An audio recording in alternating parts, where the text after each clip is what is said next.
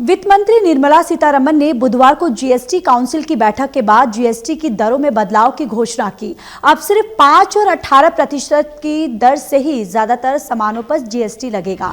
ये बदली हुई दरें 22 सितंबर से देश भर में लागू होंगी, यानी बिहार विधानसभा चुनाव की घोषणाओं से ठीक कुछ दिन पहले ये फैसला लागू हो जाएगा।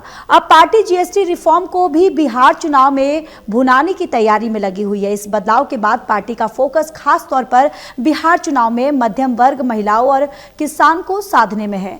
जीएसटी रिफॉर्म के बाद सस्ते होने वाले सामानों की लिस्ट को देखा जाए तो इसका सीधा कनेक्शन आम आदमी और गरीब तबके से जुड़ता है।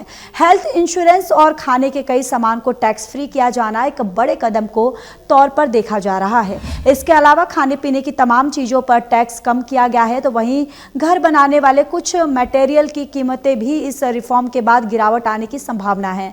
ऐसे में बीजेपी अब बिहार विधानसभा चुनाव में जीएसटी रिफॉर्म को भुनाने में जुट गई है। पार्टी ने इसके लिए एक और सोशल मीडिया पर अभियान की शुरुआत कर दी है, तो वहीं दूसरी ओर तमाम बड़े नेताओं को मीडिया से लेकर अपनी सभाओं में रिफॉर्म्स को लेकर प्रचार करने को कहा गया। बिहार में बीजेपी सहित एनडीए के सभी बड़े नेता लगातार चुनाव प्रचार में जुटे हुए हैं। सभी नेताओं को यह निर्देश दिया गया है कि अपनी रैलियों और सभी कार्यक्रमों में जीएसटी रिफॉर्म्स का ज्यादा से ज्यादा जिक्र करें। किस तरह से इसे मध्यम वर्ग, महिलाओं और किसानों की फायदा उनको मिलेगा, इसके बारे में ज्यादा से ज्यादा जनता को बताएं, जिससे ये सभी वर्ग पार्टी के साथ फिर से जुड़ सके।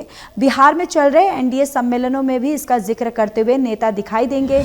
इसके साथ साथ बीजेपी जीएसटी रिफॉर्म्स को लेकर राज्य में सेमिनार, गोष्ठियां और कई अन्य तरह के कार्यक्रम करने की योजना बना रही है, जिससे ज्यादा से ज्यादा जनता तक इसकी जानकारी पहुंचाई जाए और चुनाव में इसका लाभ भी पार्टी को मिल सके।